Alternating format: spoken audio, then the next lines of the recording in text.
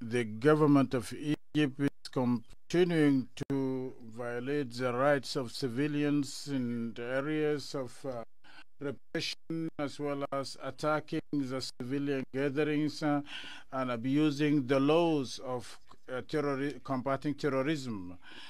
An environment of fear is spreading all over the country due to the government policies.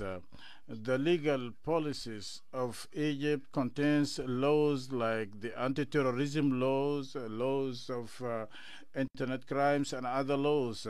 They were formed in a way that is too vague to attack the civilians, the lawyers, and civilian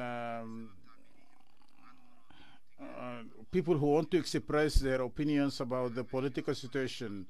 In 2024, the anti-terrorism departments in the governments issued a number of laws without releasing any of the detainees. And these departments are dealing with more than 100 cases that were referred by the security departments of the Ministry of Interior in a violation of the equality before the law and protection of the rights of the detainees. Mr. President, I would like to raise the issue of the prolonged detention of the political opponents, such as Ala Abdel Fattah, Muhammad Adil, and others. The Egyptian government also continuing to use to put the detainees in several cases without releasing them.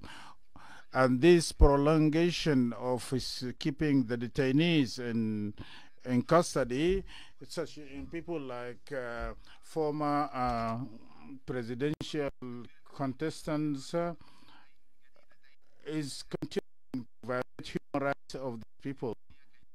There are so many cases targeting the political opponents in Egypt and detaining more than 100 persons who participated in the elections, in the previous elections.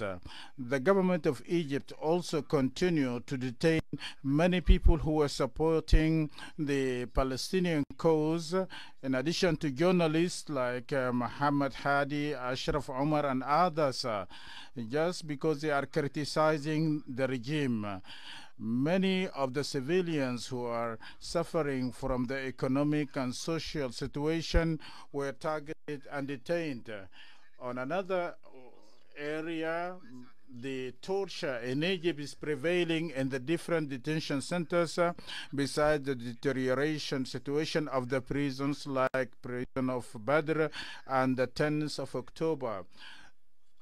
And according to international human rights, these prisons witnessed a number of death cases of detainees, besides the restriction of visits to the detainees.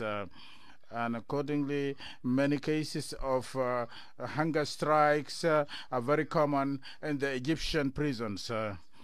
Mr. President, despite what the government is saying about the improvement of the human rights, the situation in ground shows that human rights are widely violated, and accordingly we call upon the country rapporteurs to come and check the situation in Egypt and to compel the government to abide by international human rights standards by putting end to the torture and opening the civil space and release the detainees for prolonged periods of time due to their participation in the areas of expression of their human rights. Thank you.